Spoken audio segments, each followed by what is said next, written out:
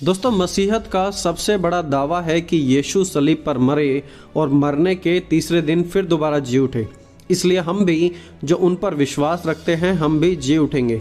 लेकिन क्या होगा यदि कोई कहे कि यीशु मसीह तो कभी मरे ही नहीं, यीशु को तो जिंदा ही जन्नत में उठा लिया गया था। दोस्तों, कुरान का दावा है कि यीशु मसीह कभी सलीब पर मरे ही नहीं, बल्कि अल्लाह ने उनके स्थान पर उनका एक हमशक्ल रख दिया था और यीशु मसीह को ऊपर उठा लिया था। कुरान सूरह 4 उसके 157 और 158 आयत में हम इस प्रकार पढ़ते हैं, और उनके यह कहने की वजह से कि हमने मरियम के बेटे ईसा खुदा के रसूल को कत्ल कर डाला है, हालांकि ना तो उन लोगों ने उसे कत्ल ही किया ना सूली ही दी, उनके लिए एक दूसरा शख्स ईसा से मुशाबे कर दिया गया। और जो लोग इस बारे में इख्तलाफ करते हैं, यकीनन वह लोग उसके हालात की तरफ से धोखे में आ पड़े हैं। उनको उस वाक़ये की खबर ही नहीं, मगर फ़क्त अटकल के पीछे पड़े हैं, और ईसा को उन लोगों ने यकीनन कत्ल नहीं किया, बल्कि खुदा ने उन्हें अपनी तरफ उठा लिया, और खुदा तो बड़ा ज़बरदस्त तदबीर वाला है। तो यहाँ पर सूरह 4 उसके 157 और 158 में इन दो आयतों में हम 5 बातों को पढ़ते हैं। वहाँ पर पहली बात, कुरान का दावा है कि ना तो यीशु का कत्ल किया गया था, यानी कि यीशु मसीह को नहीं मारा गया, ना ही यीशु को सूली दी गई, और यीशु का एक हमशक्ल उनके स्थान पर छोड़ा गया था। जो ऐसा मानते हैं कि यीशु मरा, तो कुरान का कहना है कि वो लोग धोखे में पड़े हैं। 5वीं बात कुरान में लिखी है कि कुरान दोबारा से आखिर में इस बात पर जोर देती है कि सचमुच उसे मारा नहीं गया। इंग्लिश में इस प्रकार लिखा हुआ है, and they did not kill him for certain. तो कुरान बार बार दावा करती है कि यीशु को सलीब पर नहीं मारा, और जो ऐसा मानते हैं वो धोखे में पड़े हुए हैं। लेकिन बाइबल का कहना है कि यदि मसीह नहीं जी उठा तो हमारा प्रचार करना व्यर्थ है और तुम्हारा विश्वास भी व्यर्थ है। यदि मसीह मरा ही नहीं तो मसीह कैसे जी उठेगा, और यदि मसीह जी ही नहीं उठा तो हम सबका विश्वास करना व्यर्थ ठहरा। तो क्या कुरान इस बात में बिल्कुल सही है कि यीशु मसीह कभी मरा ही नहीं? दोस्तों, कुरान की बातें इतिहासकारों के लिए एक बहुत ही बड़ा झटका है, क्योंकि सिर्फ कुरान का ही ऐसा कहना है कि मसीह सलीब पर नहीं मरा, और कुरान और हदीत ना ही इसके बारे में और ज़्यादा डिटेल्स देती हैं और ना ही उसमें ज़्यादा एक्सप्लेनेशन पाई जाती है। वो सिर्फ कह देते हैं कि उसे मारा नहीं गया, बल्कि उनके स्थान पर एक हमशक्ल रख दिया गया। चलिए अब हम कुछ बातों को चेक करते हैं कि आखिरकार जो उस समय के चश्मदीद गवाह थे उन्होंने क्या लिखा है, इतिहासकारों ने क्या लिखा है, और जो नास्तिक थे, आस्तिक थे, जिन्होंने रिसर्च की है, उनका इस घटना के ऊपर क्या कहना है। देखिए, हम पढ़ते हैं मती रचित सुसमाचार में। मती ने लिखा, तब यीशु ने जोर से शब्द से चिल्लाकर अपने प्राण छोड़ दिए। यहाँ पर देखिए, अपने प्राण छोड़ दिए। मती ने बिल्कुल क्लियर इस बात को किया है कि यीशु ने उस समय अपने प्राण छोड़ दिए थे जब उन्हें सलीब पर चढ़ाया गया था। मरकुस ने लिखा, तब यीशु ने बड़े शब्द से चिल्लाकर प्राण छोड़ दिए। मरकुस भी इस बात को सब्सटेंशिएट कर रहा है कि यीशु ने अपने प्राण वहाँ पर छोड़ दिए थे। लूका ने, हिस्टोरियन ने लिखा, और तब यीशु ने बड़े शब्द से चिल्लाकर कहा, हे पिता, मैं अपनी आत्मा तेरे हाथों में सौंपता हूँ, और यह कहकर अपने प्राण छोड़ दिए। मती ने कहा कि प्राण छोड़ दिए, लूका ने कहा, मरकुस ने कहा कि अपने प्राण यीशु ने वहाँ पर छोड़ दिए। यूहन्ना ने लिखा कि पूरा हुआ, और सिर झुकाकर उसने अपने प्राण त्याग दिए। तो चारों सुसमाचार में लिखा है कि यीशु ने अपने प्राण त्याग दिए। पतरस ने लिखा, इसलिए मसीह ने भी, अर्थात अधर्मियों के लिए धर्मी ने पापों के कारण एक बार दुख उठाया ताकि हमें परमेश्वर के पास पहुँचाएं। वह शरीर के भाव से तो मारा गया, अंडरलाइन करें यहाँ पर, वह शरीर के भाव से तो मारा गया पर आत्मा के भाव से जिलाया गया। शरीर के भाव से मारा गया, इस प्रकार प्रेरित पतरस का भी कहना है। सो हमारे पास मल्टीपल रिकॉर्ड्स हैं उस समय के गवाहों के, जिन्होंने खुद यीशु मसीह को मरते हुए देखा था, और उनमें से एक ने भी ऐसा नहीं कहा, एक ने भी ऐसा नहीं लिखा कि वहाँ पर उनका हमशक्ल डाल दिया गया था।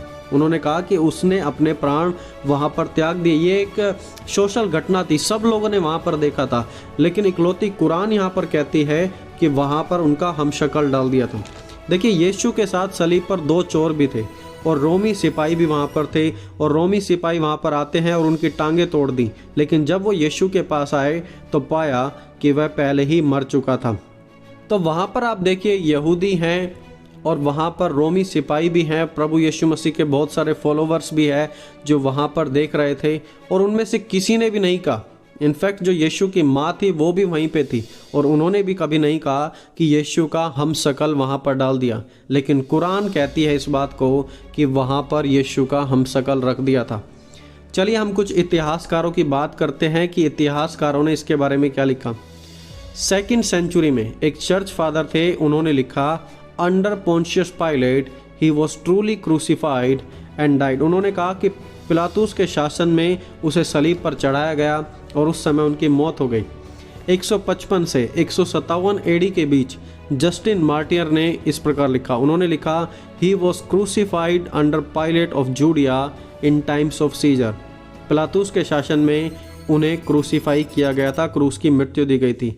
180 एडी के करीब आयरेनियस ने लिखा, Jesus whom they crucified and God raised him up। वो यीशु जिसे उन्होंने सलीब पर मारा था, लेकिन वो तीसरे दिन फिर दोबारा जी उठ गया। 93 एडी में एक यहूदी इतिहासकार जोसेफस, जिसका मसीहत से कोई लेना देना नहीं था, उन्होंने लिखा, Pilate had Christ condemned to the cross. Pilatus ने यीशु को सलीब पर चढ़वा दिया था। 115 एडी में रोमी इतिहासकार टैसिटस ने लिखा, Christ was put to death by Pontius Pilate. पिलातुस के द्वारा यीशु को मौत दे दी गई थी। 2nd सेंचुरी में एक और इतिहासकार थे लूसियन, उन्होंने लिखा, a man was crucified because he was introduced to a new cult. वो लिखते हैं कि एक आदमी को सलीब पर चढ़ा दिया गया था क्योंकि उसने एक नई झूठी शिक्षा शुरू की थी। उस समय यहूदी लोग सोचते थे कि यीशु जो सिखा रहा है वो एक झूठी शिक्षा है, क्योंकि वो खुदा को अपना बाप बोलता था, इसलिए लोग उससे चिढ़ते थे। तो लूसियन भी वहाँ पर लिख रहा है कि 2nd सेंचुरी में वहाँ पर किसी को सलीब से मारा गया था। सो आप देखिए, इतिहासकार के बाद इतिहासकार उन्होंने क्या कहा। मैंने आपके सामने सारे इतिहासकारों के सबूत रख दिए हैं जो खुद उस समय वहाँ पर मौजूद थे जब यीशु को क्रूस पर चढ़ाया गया था। लेकिन क्या मोहम्मद वहाँ पर मौजूद थे? नहीं। तो हमें उस समय के गवाहों की बातों पर यकीन करना चाहिए या फिर मोहम्मद पर, जो 600-700 साल बाद आकर इस दुनिया में जन्मा और बाद में कुरान लिखी और उन्हें पढ़ना लिखना भी नहीं आता था, तो उनकी बातों पर हम यकीन करें या फिर हम उन लोगों की बातों पर यकीन करें जो प्रोफेशनल इतिहासकार रहे, जैसे कि जोसेफर और टैसिटस, या फिर हम मोहम्मद की बातों पर विश्वास करें जो 700 साल बाद आकर उस घटना को लिखते हैं। ये जो इतिहासकार थे 1st 2nd सेंचुरी के थे, उस समय जब यीशु को मारा गया था, वो चशमदीद गवाह थे। उन्होंने अपने आसपास के माहौल को देखा था, उन्होंने यीशु की चर्चा सुनी थी। लेकिन मोहम्मद क्या 700 साल बाद आए, तो हम उस बात पर यकीन नहीं कर सकते। दोस्तों, नास्तिक स्कॉलर गैट लुडीमैन ने अपनी रिसर्च में कंक्लूड किया कि यीशु की मृत्यु सलीब पर ही हुई थी। इस बात में कोई भी विवाद नहीं है। ये जो स्कॉलर हैं ये नास्तिक हैं, ये मसीह में विश्वास नहीं करते, किसी में भी विश्वास नहीं करते, लेकिन इन्होंने एक रिसर्च की थी और इस रिसर्च में इनका कंक्लूजन था कि यीशु मसीह को सलीब पर मारा गया था। एक और स्कॉलर हैं लिबरल मार्कुस बोर्ग, और उन्होंने कहा कि यीशु की सलीब पर रोमी शासन में मृत्यु is the most certain fact about the historical Jesus. इस बात को कोई इनकार नहीं कर सकता क्योंकि एक ऐतिहासिक घटना है जिसके इतिहास में सबूत हैं। यहूदी स्कॉलर पिंचस लैपिडे ने कहा, Jesus death by crucifixion is the most certain fact of the history. तो पिंचस लेपिड का भी कहना है कि यीशु सलीब पर मरा, ये इतिहास की एक सबसे अहम घटना है जिसके बारे में हमारे पास सबूत हैं। तो आप देखिए, रोमी, यहूदी, आस्तिक, नास्तिक, अन्य जाति, यीशु को ना मानने वाले लोग भी, क्रिश्चियन स्कॉलर्स भी, यहूदी विद्वान भी, हर कोई इस बात को मान रहे हैं कि यीशु का सलीब पर मरना एक वेल रिकॉर्डेड घटना है और इसके बहुत सारे सबूत हैं जो हमने प्रेजेंट भी किए हैं। देखिए, प्रभु यीशु के मरने के बाद 1st सेंचुरी 2nd सेंचुरी से ही यह बात बड़ी प्रचलित थी और वेल रिकॉर्डेड भी थी कि यीशु को सलीब पर मारा गया। कभी किसी ने इस मुद्दे को लेकर सवाल नहीं उठाया क्योंकि उस समय कुछ लोग खुद इस बात के चशमदीद गवाह थे। लेकिन प्रॉब्लम स्टार्ट होती है कब? 600-700 साल बाद, जब मोहम्मद का जन्म हुआ और जब बाद में वहाँ से कुरान आई।